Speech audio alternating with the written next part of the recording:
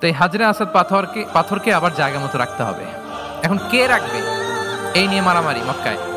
বড় বড় চারটা গোত্র বলে, এই গোত্র বলে আমি রাখবো, এই গোত্র বলে আমি রাখবো, আরেক গোত্র বলে রক্তের গঙ্গা বইয়ে দেবো মক্কায়, কিন্তু এই সম্মান অন্যকে নিতে দিব না, কারণ ইটস ভেরি প্রেস্টিজিয়াস ইস্যু। যা আমাদের গোত্র এই ব্ল্যাক স্টোন হাজরে আসওয়াদকে নিয়ে জায়গা মতো রেখেছে, এটা কাউকে দিব না।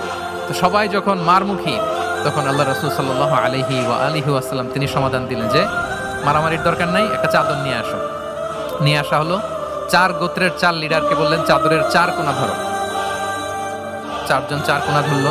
রাসূল সাল্লাল্লাহু আলাইহি ওয়াসাল্লাম তিনি পাথরটা নিয়ে মাঝখানে রাখলেন। এবার 4 নেতাকে বললো আসো, জাতীয় 4 নেতা চলে আসো, কাবার সামনে চলে আসলো। এরপরে আল্লাহ রাসূল সাল্লাল্লাহু আলাইহি ওয়াসাল্লাম ওনার মোবারক হাত দিয়ে, বরকতময় হাত দিয়ে হাজরা আসওয়াদকে নিয়ে নিজ হাতে রাখলেন। এবার সবাই হ্যাপি, কারণ অংশগ্রহণ করতে পারছে। আসলে সব মূল স্ট্যাটাস কিন্তু চলে গেছে রাসূলের দিকে, নাকি? ওরা তো এটা টাচও করতে পারেনি, পারছে? ওরা চাদর ধরেই হ্যাপি, কিন্তু পাথরটা ধরেছিল কে? রাসূল সাল্লাল্লাহু আলাইহি ওয়াসাল্লাম। চাদরে রেখেছিল কে? রাসূল সাল্লাল্লাহু আলাইহি ওয়াসাল্লাম। চাদর থেকে নিয়ে আবার কাবা ঘরে সেট করেছিল কে? রাসূলুল্লাহ সাল্লাল্লাহু আলাইহি ওয়া আলিহি ওয়াসাল্লাম। এভাবে উনি কনফ্লিক্ট রিজলভ করতেন থ্রু হিজ উইজডম, ওনার প্রজ্ঞার মধ্য দিয়ে।